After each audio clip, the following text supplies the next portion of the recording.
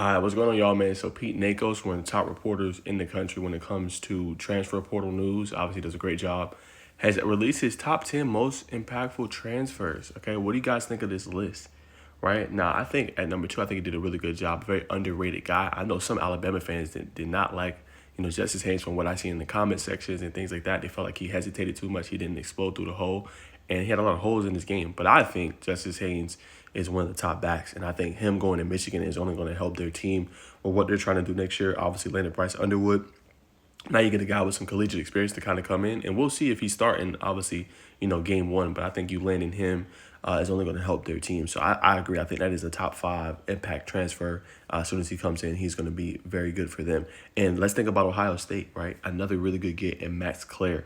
What's a position that they've struggled with, and they could still win a national championship? It is the tight end spot, right? When we look at the team, Jeremiah Smith and Mecca Ibuka, who will leave this year, you might have Cardinal Tate back for another year if he decides to stay. Don't hit the transfer portal, only a sophomore, right? Running back game is pretty good, but you're probably going to have some tweaks there, especially with Quishon Judkins probably hitting, the NFL draft after the season's over. Probably potentially Travion Henderson as well. But the tight end has been the spot where you're like, man, if they had an elite guy, they really would be unstoppable. You know what I'm saying? But there is some, things there where they can improve at. So I agree, Max Clare is one of probably the biggest ones for them. That's only going to help them out. Now, if you're Duke, you've kind of had a revolving door at quarterback. Obviously, Darian Mensah had a really good, career, really good season with Tulane. But now it's like, okay, hey, how do we solidify this position and not make it a revolving door, right? Let's think back, Riley Leonard, right? Left, went to Notre Dame, right? This past year, Malik Murphy, your starting quarterback, had an okay season. Left, hit the transfer portal. Now you on your third quarterback in 3 years. You know what I'm saying? Or 3 seasons, I should say. So it's like that could potentially be a good pick, but you need these guys to stay if you're going to try to build something with Duke and with your head coach, Manny Diaz. So that's another position that you have to kind of like look out for and see what kind of level can he play. Because if he can play at a good level, Duke, we've seen have had the defense over the past few years, at least a decent defense that can step up. But it's going to be interesting to see how good he's going to be. Next up, this is a really good one. A lot of people have been talking about this, but Caden Salter, obviously he is from Liberty, quarterback, a lot of experience, dynamic, dual threat type of guy. And it's going to be interesting to see what Colorado does there because I think they're going to have an open market job at their quarterback position. Obviously, he comes over with a lot of experience. Juju in there, you throw him in there as well. But interesting to see who they're going to name as their starting guy week one. Potentially, obviously, got to go through camp, spring practice and training, summer workouts, summer training, summer practice, fall camp, all that good stuff. But I think a really good get. Yeah, a really good get for them as they try to solidify their thing. And I get it. Some people talk about, well, why go get him if you got Juju coming in? Again, guys, you can't bank all your money on a true freshman quarterback being ready to go, first game of the season, right? Sometimes you need that bridge guy or you need that guy to, be in there for a couple of games before you see what you got with your freshman quarterback. So another great move as well. I think he will also be an impact transfer. Now, another underrated get, and I agree with him, is Fernando Mendoza out of California. Decent season, right? We've seen some things that he could do. I think one of his best games I saw was when he played up against Miami. Had a really good first half. They just couldn't quite close the deal. But it's going to be interesting to see what Curtis Rogue ends up doing. I haven't heard anything about him declaring for the draft, but nonetheless, you still get a competent starter guy that can come in and help you there potentially. Obviously, he dealt with a lot of injury this year. They said he played on, I believe it was a torn ACL from what they said. But now you get a guy that has that college experience and can come in and at worst be a backup for you and at best be a starter. Now down the list at below, obviously Patrick Payton didn't have the season that he wanted to have, right? It was like a preseason all ACC selection. A lot of people thought he was going to have a dominant year. Obviously finished his previous year really, really well. But now if you're LSU, you feel good, right? Now obviously got to see what happens with Weeks and that injury, making sure he's good to go. Obviously you're kind of do-it-all linebacker, has a lot of respect from his teammates and everything like that. But you struggle a little bit getting pressure on the quarterback. Now you get Harold Perkins back another year, who's announced he's coming back, and then you get Patrick Payton potentially on the other side. So you got two guys that can get after the rusher. Now I know some LSU fans have said that Perkins hasn't panned out to what they've expected or what they wanted, and wanted him to kind of take that next step as the edge rusher. But now you get at least two potent guys that should be able to make a difference, instantly impact.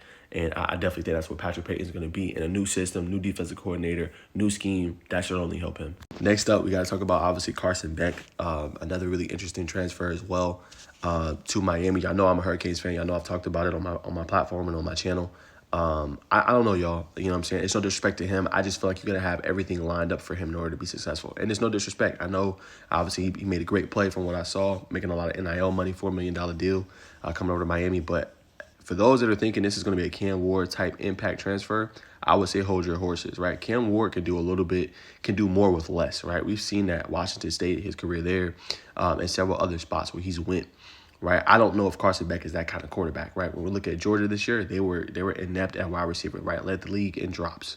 You know what I'm saying? Defense wasn't as stern as your Georgia defense usually is. Now, it was really good, I thought, but it wasn't as stern as we are accustomed to seeing with the Georgia defense. Right. So Miami already has problems, right, at the defensive spot this past year. Obviously, hiring a new defensive coordinator, we will see. And I don't know if he'll have the same type weapons that he had at Georgia potentially. Those years that they was having those great runs, with Brock Bowers and Lad McConkey. So I don't know, man. That one is kind of iffy for me. As far as the impact transfer, we'll see what happens, obviously, but he'll probably be, QB1 when it comes in. But nonetheless, we'll see what happens there.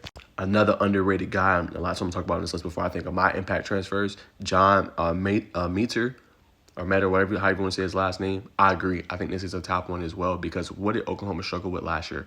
Quarterback, right? Had Jackson Arnold transferred out, had Michael Hawkins who struggled, in there. Now you get a guy who went to Washington State, had a really good career there, some good seasons there. Now you get a guy that has the experience. Now it's a little bit of a level up because you're going to be playing SEC ball. But you still get a guy that can come in and be kind of that guy for you. And that's the biggest position they need right now for Oklahoma. Now, some guys I think he missed and underrated, I think, is Zachariah Branch. I don't care what anybody says. Like, that pick in Georgia getting him is going to be massive, you know what I'm saying, for them and what they want to do, right? Because, one, he brings speed to the table, that elite punt return ability. As well, he could be used in the return game and on special teams, and a guy that's just a big play waiting to happen, right? I don't feel like Georgia had that this past year. They had Arian Smith, who could obviously stretch the defense, Dylan Bell and things like that, but that does not compare to Zachariah Branch, who was a All-American his freshman year. Another underrated guy, and I don't want to say this just because I cover Georgia Tech, but I think Malachi Hosley is another one at the running back spot that should also be on this list, whether you want to put him top 10 or whatever. He had a really great career at UPenn. Georgia Tech likes to run the football. Going to have a new kind of reshaped offensive line this year. But Hosley is a guy that can, along with the Jamal Haynes, really impose their will, against different guys and different teams, I think, this upcoming year. So I think that's another underrated pick that could potentially come in and be very impactful for this team. The last one I want to point out and mention is Damon Wilson. Now, obviously, he has not transferred just yet. He's still working out the details. Missouri is a new team that has emerged for him. Ohio State.